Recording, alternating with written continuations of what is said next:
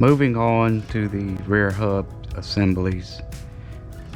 The hubs you get from King Motors, this is what they look like, how they come. They will come with a set screw that I opt to go with a longer set screw out of the Tony screw kit. It's a 4mm by 12mm set screw. It's longer. What happens with the shorter ones, dirt will get clogged up in here and you'll have to pick it out, and so forth. They also send with the hardware, they send the a shorter screw than what comes with the stock. The bearings are tight going into these. You either have to press them in or put this in a toaster oven and then they'll slip in fairly easy. The hubs that I've bought from Rovan come with something I'm not familiar with. It comes with a pin that's also a set screw that goes in and threads in. Typically you have this set up. There's a screw inside. Once that screw is removed, you can push the pin out and then your hub comes off. With these, I'm not sure how hard the pin is. I know the stock pin works good in the stock class, not sure about the open classes. I will be giving this a try. However, on all your hubs you get,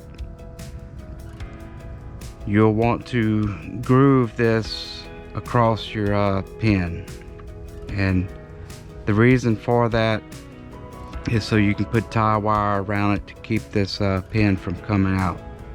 With this being threaded, may not be necessary, but I still will do it.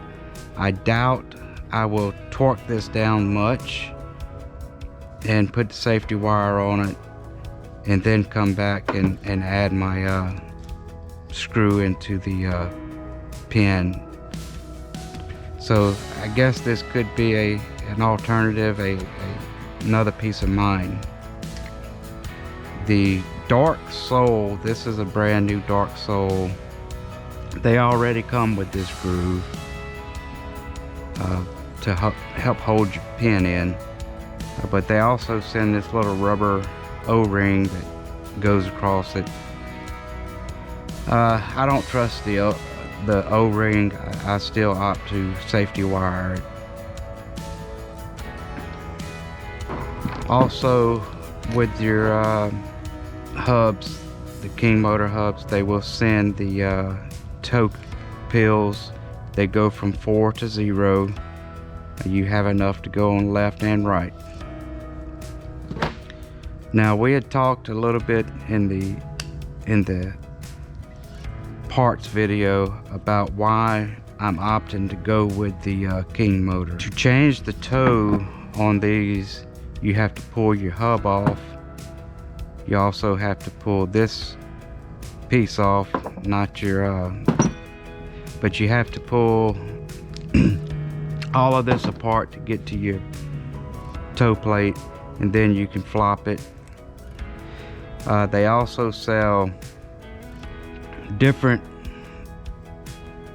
degrees, so you can fine-tune your toe. But however, setting this aside, to change this, all you do is pull the E-clip, you loosen up your set screw, pull your hinge pin out, pull your toe out, and then you can add another peel. And the reason it has the set screw is so you can tighten it up and to keep the hub from traveling back and forth, changing your handling of your car. A little more about your hubs. And I've seen it set up many different ways on people's cars. When you come from the factory, you come with the short hub on both left and right side. Typically, what I have seen is you'll see a stock hub on the left side, and you'll see an extended hub on the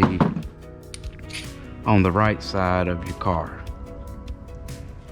Alright, keep in mind these cars are turning left only.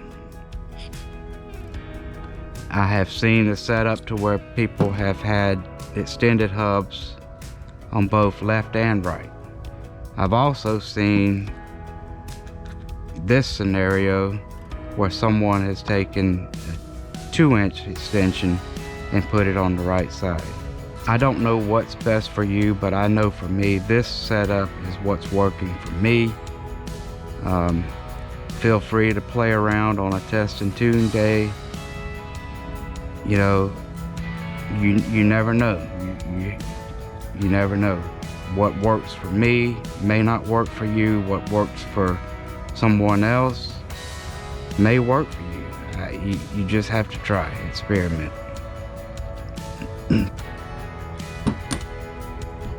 Now, I'm gonna go ahead and assemble the rest of the rear of the car and get all this together, and then we'll talk a little bit more, and then we'll try to complete this rear end and move on to the engine.